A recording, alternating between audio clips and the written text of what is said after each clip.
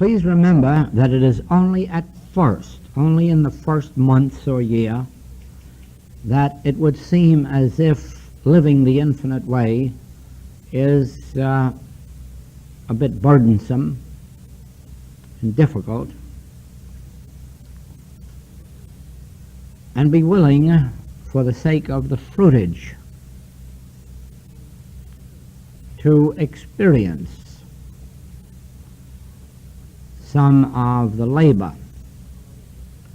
that goes with this work in the beginning.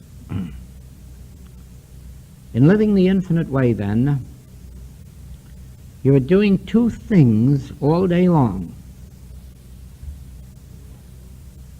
You are doing protective work, and you are doing treatment or healing work. You're engaged in those two activities all day long, whether or not anybody asks you for help. And you are always using these three principles in the major part of your work. First of all, from the moment of your waking in the morning, you are doing protective work. Now, don't think of protective work in the sense of protecting yourself from evil or anybody else. Remember that protective work is the realization that there is no power to protect oneself from. That is protective work. Protective work is living in the realization that since there is only one power, there are no other powers to do anything or be anything, and any suggestion of such as this mesmeric influence or mortal mind or arm of flesh or nothingness. Now, without this, you are not consciously thinking of accidents or discords or diseases or sins or temptations, but you are permitting yourself to accept unconsciously or subconsciously the world's mesmerism, the world's hypnotic suggestions. In other words, this evil touches our lives, any form of error touches our lives in very much the same way as this subliminal perception operates. In other words, there is something entering our consciousness which we do not see, hear, taste, touch, or smell. It enters in the form of suggestions or mental impositions. You don't have to see a headline to know that there's trouble in the world. You inwardly feel it. But even if you can't sense that it means trouble, you can tell it that you've awakened with a headache, or you've awakened with a dullness, or you've awakened with a sense of fear. None of this originates in you. None of this is part of you. You may not even have read that there's a flu epidemic going around, and the first thing you know, you have flu. You weren't exposed to it. You didn't consciously entertain it. But suggestion enters our thought, our consciousness, and when there is not a protection from it inside, that is the understanding that this hypnotic influence, mesmeric influence, whatever you want to call it, a mental malpractice it really is, unless there is a realization that it isn't power, that it is not an emanation of God, it can take root in you and appear in any form or every form, and it does appear, and that is why we have these human experiences. Now,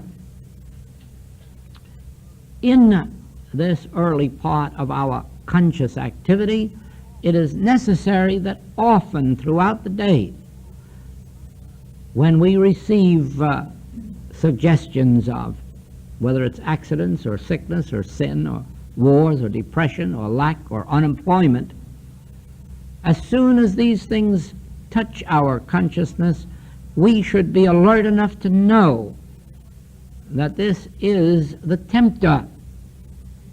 This is a temptation. This is a suggestion from that universal mind of a power and a presence apart from God, and rejected in the realization that this is nothing but the fleshly mind, or the arm of flesh, or nothing. This is not power. This is not God ordained. This has no law of God behind it. And then you're through with it. It takes a minute, but you have consciously set up within yourself the power of truth. Truth being infinite, nothing else can enter. Now, in the same way, the time you aren't doing that, you're engaged really in treatment or healing work, because on every side of you, you are witnessing sin, disease, death, lack, limitation, unemployment, disfigurement, alcoholism, drug addiction, poverty. All of these things confront you on the streets, in the press, on the radio, and you can't afford to be a blotting paper. You can't afford to just let those things go in and pass through you and probably take root. You are consciously alert to realize, yes, these are pictures of sense. Yes, these are mental images. Yes, these are suggestions. But in our understanding of one God, one power, one law, this is nothing. Then you'll find you're abiding in the secret place of the Most High, and none of these things will come nigh thy dwelling place. And if not literally none of these things, few. And when they do come, you've got a principle with which to work to free yourself. Oh, it is probably true, as far as I know it's absolutely true, that there are no humans on earth who completely avoid discords and inharmonies, not even if they lock themselves away in monasteries or convents, because that same old human mind follows us wherever we go, and it accepts these subliminal suggestions even when we're not aware of them. So there's no place you can go and hide from the world's troubles, because your mind is a receiving station. And you don't have to see, hear, taste, touch, or smell in order to become aware. You can get it right from the atmosphere. Now, once you have trained yourself to realize that all of these appearances, and that's what Jesus called them, appearances, judge not after appearances, judge righteous judgment. Everything that came in that nature to his awareness was an appearance. And he didn't judge by that. He let it pass by in the realization that it was only that. Thou couldst have no power over me. What did hinder you? In other words, it isn't power, then it can go by. Now, as you engage in this practice, you'll find two things. First of all, you will save yourself from so much of this world's woes, so much of this world's negative experiences. But what is even more important than this is that once you have proven it in your own experience, you will see how quickly your conscious awareness of these principles begins to set others free. They don't have to know that you're knowing the truth for them or about them. And yet, you'll be surprised how many will receive healing without knowing the direction from which it comes. And of course, since we're not out for personal glory, and since we didn't do it as a personal thing, it was a principle in operation, we need not be concerned about getting credit for it. To us, the joy and the satisfaction is that we have discovered a principle of life that we can live by and which will benefit those who are receptive and responsive to it. Getting credit for it is a lot of nonsense, because it makes no difference how many medals are pinned on you while you're here. You can't take them with you. It makes no difference how many honors or titles you receive in this life. You don't take them with you. So really, we don't require any. You know what we take with us as we leave this plane? We take with us every single bit of spiritual enlightenment, every bit of knowledge of good. This is stored up where neither moth nor rust can corrupt, and we take it with us. It becomes the foundation of our next experience. Try to remember this. We are storing up for the future treasures. But the treasures that we store up and take with us are spiritual treasures.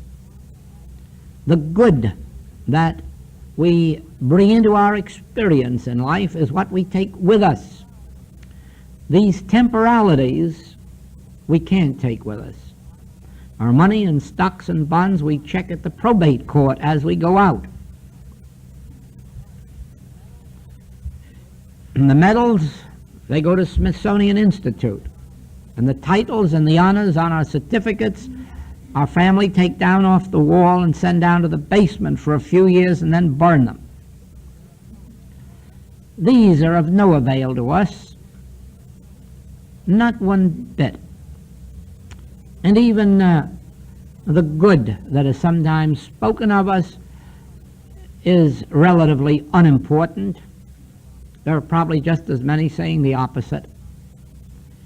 But every principle of life that you embody in your consciousness becomes your state of consciousness throughout all time. Just as every skill that you attain here is yours throughout your experience here. You don't lose your skills, you don't lose your abilities, you don't lose your wisdoms. And so it is that you carry with you. Now,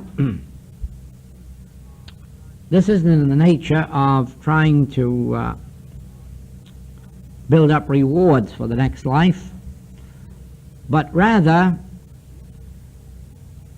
the understanding that the principles of spirit, the spiritual principles which we learn, are our own protection, our own health, safety and security and peace, and they are the principles which we know will be the freedom for every individual on the face of the globe as the world awakens to these principles.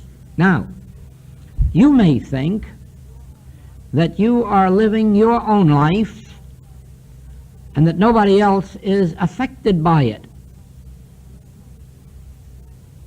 You may think that you are unimportant, or that you are unknown, or that you have no influence. And I want to tell you that this is the most disastrous state of thought that you can possibly indulge.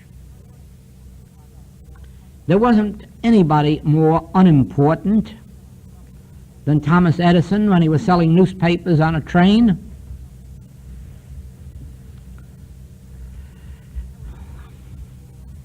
There wasn't anyone with less influence, money, or standing in the world than Mrs. Eddy.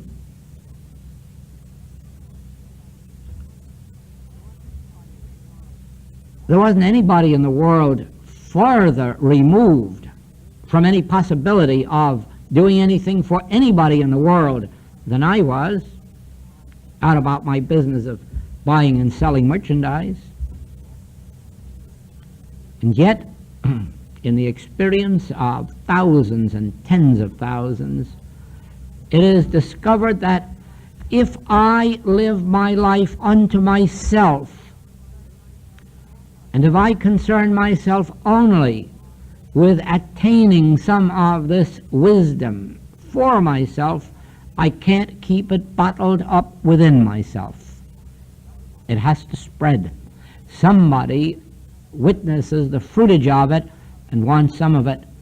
And that's how it begins. There isn't any one of us who knows how very unimportant Jesus Christ was as a Hebrew rabbi. And certainly every one of us knows how true his words have become, that my words shall not pass away. For they still live in our consciousness, awaiting our demonstration this very day. There is no one, especially in a free world, unimportant. Nor is there anyone living solely and exclusively unto themselves, even if they seem to be so. Because, as Emerson told us, what you are shrieks so loudly I cannot hear what you say. In other words, what is taking place in your consciousness is an influence. And therefore, if you are studying these principles for no other reason than learning them, than finding out what the secret of life is, eventually these principles will do something to your life, and then through you to someone else. And you have no way of knowing how widespread that will be in time. No, there are unimportant people in this world, and they're all the people who believe they're unimportant. And that's what keeps them so. We are important to each other. We are important to the entire world. We cannot live unto ourselves without benefiting others if our attention is on seeking out, searching out the secrets of life. No one can keep them hidden. I don't know if you know that Albert Einstein expected to go to his grave keeping secret all that he knew about the atom. He had pledged that to himself, that he would never reveal his knowledge to anyone. Not because he didn't understand the great good that would come to the world through the right use of this knowledge of the atom, but because he knew that in the wrong hands, the evil that it could do. And he didn't feel that even the good that it could do was worthwhile if any of that evil got out in circulation. And he only gave up this information on the personal word of the one to whom he gave it, that it never would be used for a destructive purpose.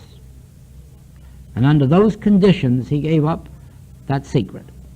Well, of course, the promise wasn't kept, but the point is this, that eventually the day will come when that knowledge that he gave to the world will benefit it.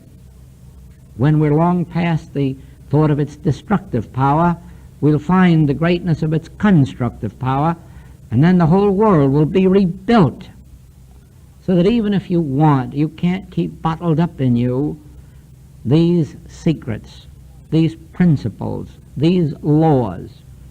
Now, you must understand that these spiritual laws and principles do not only manifest themselves in what we call this spiritual healing or spiritual living. Oh no, it isn't meant that everyone on the earth should just be a religious mystic or a spiritual healer. These spiritual principles will manifest themselves in new forms of music, new forms of art, new forms of literature, new scientific discoveries. Never forget that. it must be 5 years ago that I said to classes that probably within 25 years there won't be any need of spiritual healers because there won't be any more disease on earth. Because medical science has wiped out much of the diseases of the earth, and I have every firm conviction within me that within 25 years it will have solved all the rest of them, more especially the major ones. And that, of course, would put us out of business. Of course, some of the medical doctors are afraid we're going to put them out of business. We never are. And if we expect to be healers all of the time, you can take my word for it, they're going to put us out of business. But that is not our function. That is only one of the temporary landmarks on the way. It is only one of the temporary signs of the spiritual principle.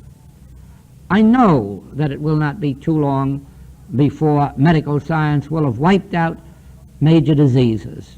But our function will be greater than ever, because without having our health to concern ourselves about, we can give our entire attention to living with these spiritual principles and let them come forth in new forms of peace on earth, new forms of peace treaties, new forms of life. You probably know that for several years past, I have been one of those active in seeking to make this University of Hawaii have its place as an international institution, and have worked with that magazine. Now, the Spirit operates on that plane of consciousness to unite East and West, and to unite it through the cultures, the languages, the literature, and the art of the world.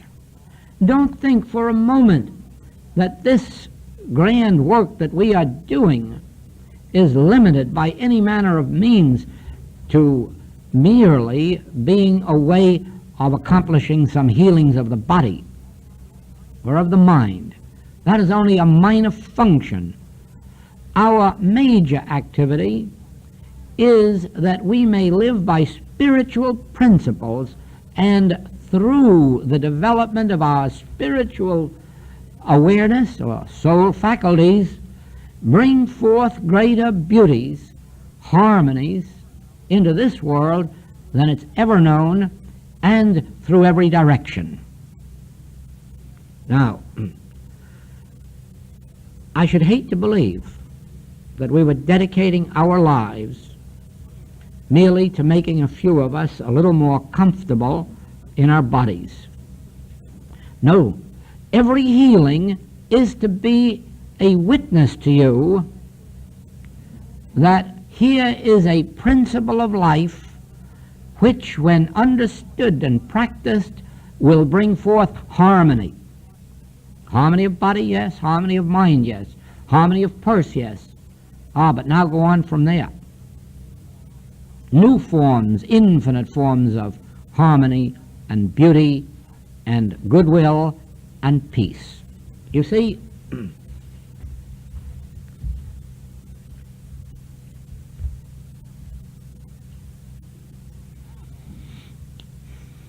travel is one of the most wonderful activities for many different reasons. But in my lifetime of travel, its main function has been meeting people. My interest is people. I've seen all the scenery, sometimes once, sometimes twice, but that's enough for me. I've seen the art galleries too. But I like people.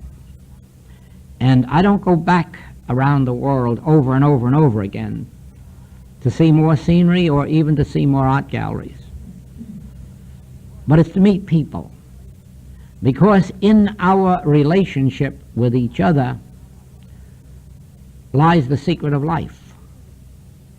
Life is for living, and living cannot be done except it is done with each other. No one can live a life unto themselves and be fulfilled. No one. And no nation, no race, no color, no creed can live unto itself and become anything but ingrown. Now the time is ripe. Now the time is ripe when travel takes place faster, cheaper than any time in the history of the world. And we're all travel conscious, not only the people of this country, of all countries. Even those who believe at the moment they can't afford it are trying to afford it. And although many of them do not realize that the purpose of the travel is more than seeing scenery, nevertheless, you'll find that the more traveling takes place, the more meeting of minds there is, the greater understanding of each other there is. But that's on the human level. Think now, when each one of us is aware of the fact that we are the temple of the living God and are no longer ascribing evil to each other, no longer believing that evil is a component part of this race or that race, or this nation or that nation. Think, as we embody these spiritual principles, and then discover that this spiritual illumination is a bond, an invisible bond between all of us. Then you'll commence to understand the greater functions of a message like the infinite way. And you'll understand why you cannot fulfill that function until, first of all, you have a God. And in having a God, you lose all fear. Fear of person, fear of thing, fear of condition. Because you cannot have a God and fear. Only an atheist can fear. And anyone who fears is an atheist, regardless of how many churches they belong to, and no matter how much they protest about their belief in God and faith in God, don't believe them. They haven't even come nigh to any faith or belief or understanding of God. Where the Spirit of the Lord is, there is liberty. And wherever there's an understanding of the nature of God, one cannot fear. They cannot fear life and they cannot fear death. If I walk through the valley of the shadow of death, I will fear no evil, for thou art with me. And the very moment that we have a God, fear goes out the window. Because in having God, we have the only presence, the only power, the allness, and then that we share with each other.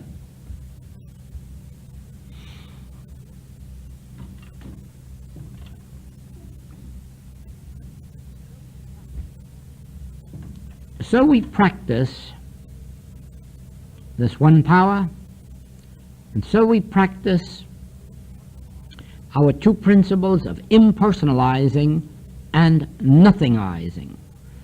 And as we do, we are lifted into this higher spiritual atmosphere in which we have contact with each other on a spiritual plane, in which we have contact with the wisdom of the world.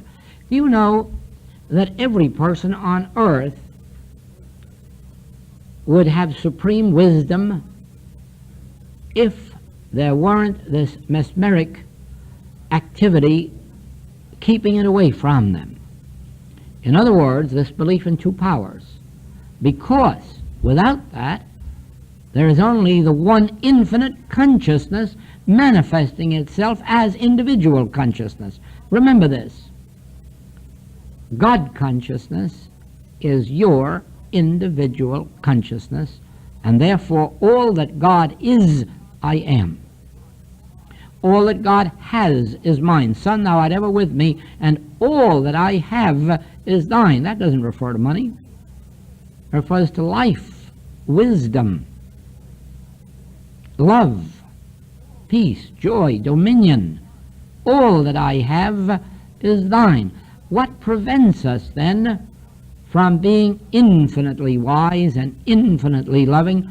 Nothing more or less than this thing that was built around us when we were conceived, this humanly mesmeric influence. And it begins to dissolve in the moment that you recognize this and realize, but it isn't a power. It has acted a power in my experience because I have accepted the world belief in two powers. And now I know there is but one power. Then you find that as this nothingness becomes nothing, then you find that your consciousness is the inlet and the outlet for all the wisdom of God, all the art, the literature, the music, the science, anything and everything which is your birthright. Actually, because of our differing natures, it isn't very likely that we will develop infinitely in more than one direction, but there have been those who have developed in 4, 5, and 6 directions. We call them cosmic minds, only because there was no hypnotism, there was no mesmeric influence keeping out this God wisdom, God knowledge, God power. And so they were a transparency through which art, science, literature, and many other things could come. There have been many such people in the history of the world. They were just people in whom this human hypnotism didn't operate. Now watch the transformation that takes place in your own experience. Watch the limitations that are broken down the moment you realize that there's nothing keeping you from being a transparency for God, for the infinite nature of God, the infinite wisdom, life, love, truth. Nothing operating but this universal belief, and it isn't power.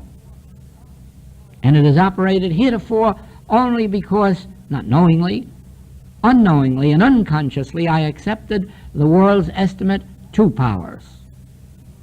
Because of that, it has functioned. As you nullify it, it begins to lose its power in your life, and you become a greater transparency for divine wisdom, divine love, divine life, divine powers.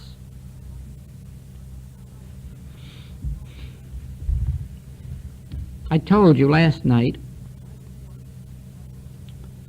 that when this work and this message was given to me, it was told me that my consciousness will be your consciousness. I will do these things as you, through your consciousness, which will really be my consciousness.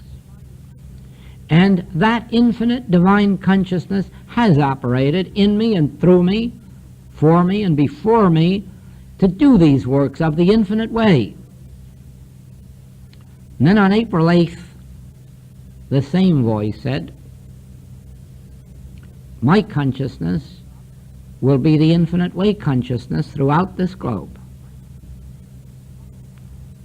My consciousness will function as the consciousness of the infinite way, of its students, of its work.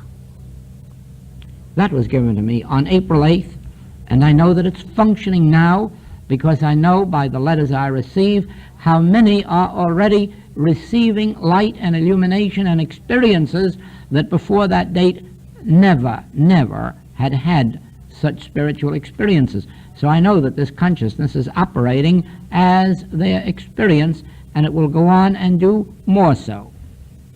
Actually, the truth is, this consciousness is the consciousness of every man and woman in the world. But it cannot function through this mesmeric sense. It cannot function through selfishness. It cannot function through the mind of those who are on the make,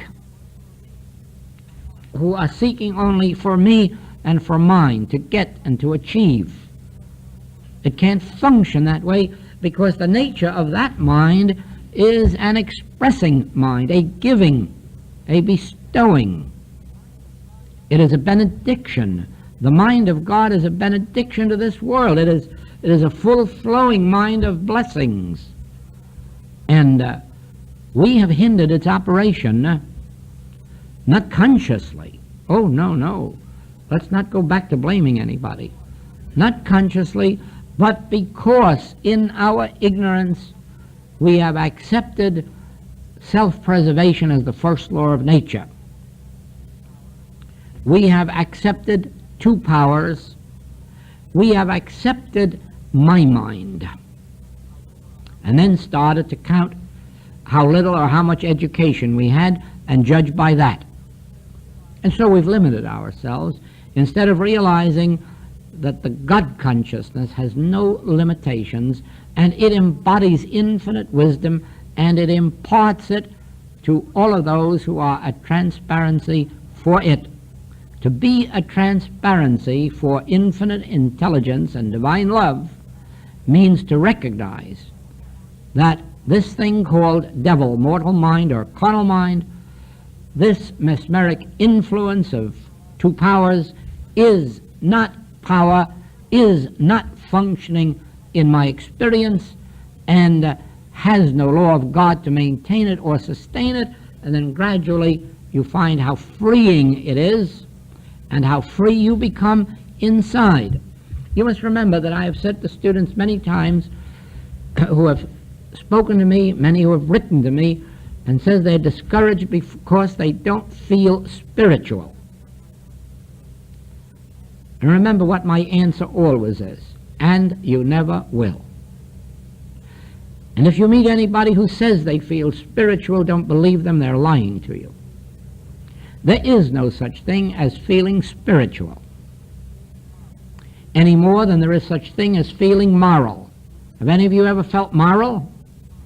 You can be moral, but you can't feel that you're moral. You can be honest, but you can't feel that you're honest. Why, you'd go around just praising yourself all day long if you could feel that you were honest or feel that you were moral. You don't. It is what you are, but that's your natural being. And the moment this mesmeric sense is broken to the extent that you can grasp even a little bit of the fact that there is only one power, you are spiritual. The very moment you are not depending on bread alone for your life, you're spiritual. In the degree that you know that man does not live by bread alone, you're spiritual. In the degree that you know that money isn't supply, money is only one of the forms that supply takes for our temporary use. The minute you know that, you're spiritual. The minute you know that God is infinite, the only power, you are spiritual, but you can't feel it. You can be it, you can experience it, but not feel it. I don't think musicians feel musical. There is no such thing. So don't try to make an emotional experience of this and try to feel spiritual. Don't try to feel mystical. Don't try to feel anything. Be it. Be it. Don't feel it.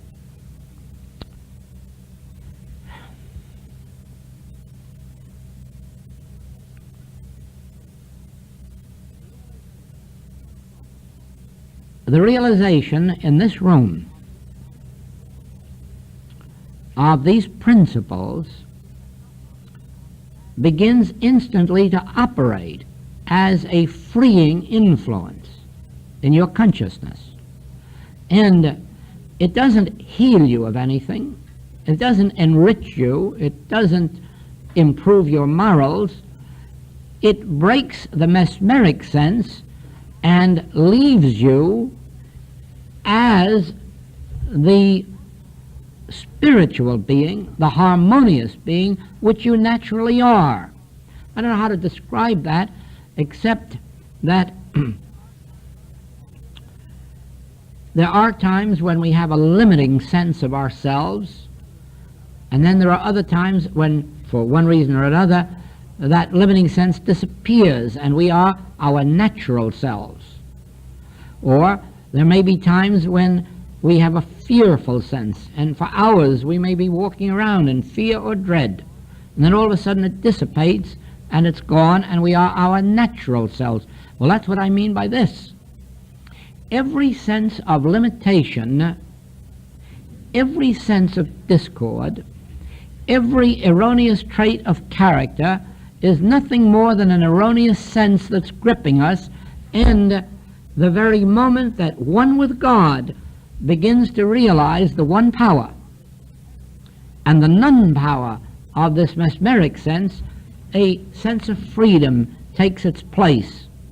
And you're the same person you were, only now you're free. Whereas before I was blind, now I see. Whereas before I was in a sense of limitation, now I feel free.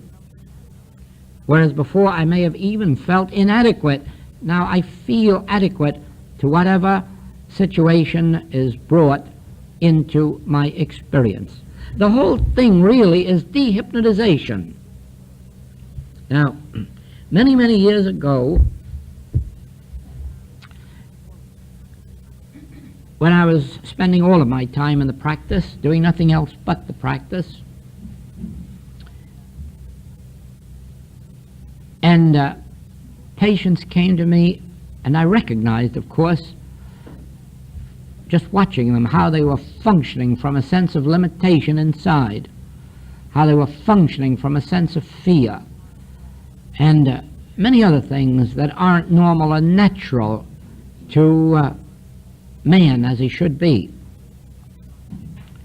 And I would hear friends of mine in the practice say, oh, if so-and-so would only do this, or if so-and-so would only be this way, or if so-and-so would only overcome this. And through those things I saw that these inequities, these injustices, these bindings, limitations, were nothing more than this mesmeric sense. And then the question used to come to me, how do you break this hypnotism? How do you break this hypnotism that's binding this person to greed, and this person to miserliness, and this person to lust, and this person to fear? How do you break this mesmeric sense? And don't ever think that it wasn't years of meditation and years of almost breaking the heart to try to get at the secret before it was revealed to me that the way to break the hypnotism was to know that hypnotism isn't a power, and that that is the only way. And that has been the practice and the function of my work from that day to this. Not trying to break hypnotism, not trying to free anyone from being hypnotized, but by knowing that hypnotism itself is an activity of the carnal mind, and therefore has no power and has no law. I can tell you that that is how we worked when the subliminal perception was offered to the world and was succeeding. And that from the day that we went to work, it hasn't succeeded since. They had to scrap all of the machinery that they had built. They had to stop the pictures that they were making. They had to stop all their experiments, because from that day on, there wasn't 1% of success in any one of their experiments. And up to that time, they'd been having 57% average. But it dropped from 57 to nothing, and it's been nothing ever since. Why? Because the activity of subliminal perception is an hypnotic influence that comes out of the mind of man, or carnal mind. And therefore it isn't a power, and therefore it has no law to sustain it, and it's inoperative, and one with God is a majority. Watch it with the weather. Watch it with tidal waves. Watch it with storms, and see how quickly you dissipate them. The very moment you know that they are not conditions of matter, they're activities of the mesmeric mind. Watch them, how they stop instantaneously. They can't last long in the face of the realization The question was asked of Dr. Suzuki the other night, if you see a flag, or rather he asked it probably in his talk, if you see a flag waving, is it the flag that's waving or the wind? And he said, neither, it's the mind. And they laughed at him and ridiculed him. They don't know how true that is. Nothing happens outside the activity of the mind. If it did, there'd be nobody aware of it.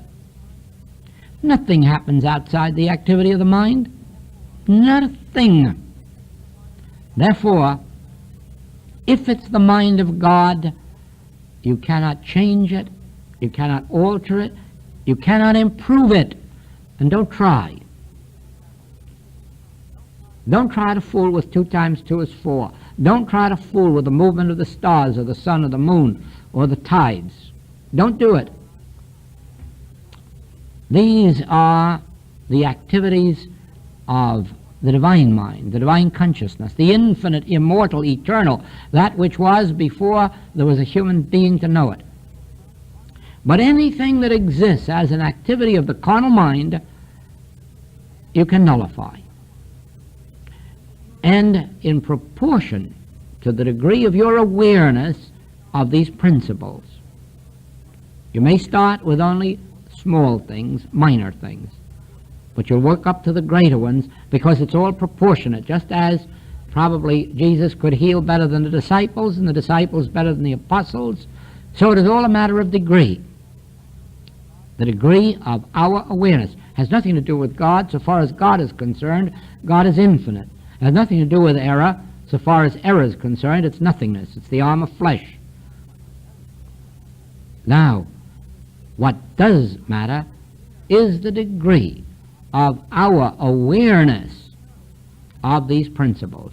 And once you know that anything that is the emanation of the carnal mind, of the devil, of Satan, of mortal mind, any time, any moment that you know that any such emanation is without law, without God being, God presence, or God power, you have started to annul it. Now, in your present state of consciousness, if it doesn't yield the first time you know it, keep at it 100 times. Because sometimes it takes 100 times of knowing to break it. Probably if you had found the spiritual master at his height, he would have broken it the first time. But if you and I aren't at that level, let's go back at it the second time and third time and fourth time. Those of you who have ever asked me for help for any problem know that I have never been impatient if it didn't yield at once. I'm perfectly willing to go back the next time and the next time and the next time until it does yield, because I know that it's only the degree of our awareness, the depth of our awareness, that really meets the situation. And if we haven't got it today, let's go back at it tomorrow and keep at it until we accomplish it. Above all things, remember this. Every word I have said to you tonight is absolute truth. And also remember, it will not do a thing for you except in proportion as you can embody it in your consciousness and consciously utilize these principles in what you would call prayer or treatment or contemplative meditation, but making these principles active in your consciousness. The time will come when you will find that there will be very little human effort involved, very little mental effort. But that will only come as these principles are embodied within us and become real to us. Now you know what's happened, don't you? It just about cut out the rest of this class. Thank you.